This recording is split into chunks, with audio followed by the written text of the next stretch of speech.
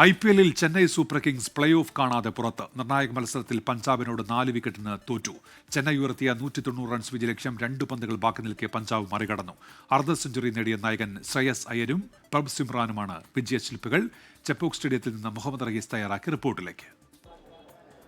പഞ്ചാബ് കിങ്സിനെതിരായ നിർണായക മത്സരത്തിൽ ചെപ്പോക്ക് സ്റ്റേഡിയത്തിൽ സ്വന്തം കാണികൾക്ക് മുന്നിൽ തോറ്റതോടുകൂടിയാണ് Chennai super kings play off കാണാതെ പുറത്തായിരിക്കുന്നത്. 10 മത്സരങ്ങളിൽ 8 തോറ്റാണ് ചെന്നൈ ഈ സീസണിൽ ഇപ്പോൾ പുറത്തായിരിക്കുന്നത്. പ്ലേ ഓഫ് സാധ്യതകളൊക്കെ തന്നെയും അവസാനിച്ചു.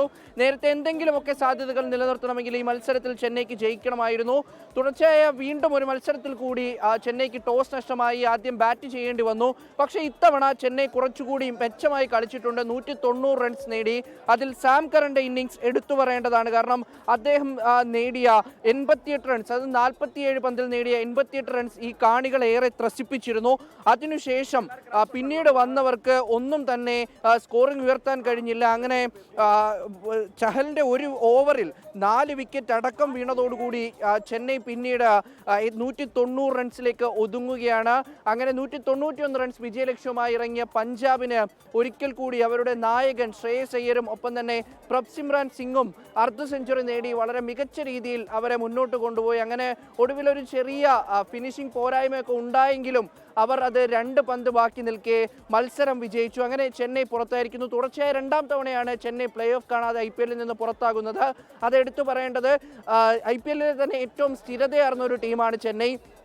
കാരണം 12 സീസണുകളിൽ ചെന്നൈ പ്ലേ ഓഫ് കളിച്ചിട്ടുണ്ട്. 5 തവണ ജേതാക്കളായിട്ടുണ്ട്. ചാമ്പ്യന്മാരുടെ ആ ഒരു ട്രോഫിയുടെ എണ്ണം എടുത്തു നോക്കിക്കഴിഞ്ഞാൽ അത് 5 തവണ നേടിയ 2 ടീമുകൾ മാത്രമേ ഉള്ളൂ. അതിലൊന്ന് ചെന്നൈയാണ്.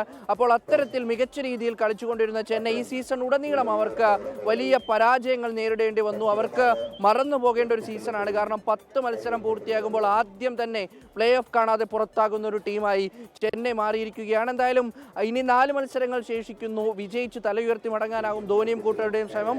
അതേസമയം പഞ്ചാബിനെ സംബന്ധിച്ചിടത്തോളം അവർ 13 പോയിന്റുമായി പോയിന്റ് പട്ടികയിൽ 2ാം സ്ഥാനത്തേക്ക് വന്നിട്ടുണ്ട്. പ്ലേ ഓഫ് സാധ്യതകൾ സജീവമാക്കിയിട്ടുണ്ട്. അങ്ങനെ ചെപ്പോക്കിൽ ഒരിക്കൽ കൂടി ധോണിപ്പട വീഴുന്നു.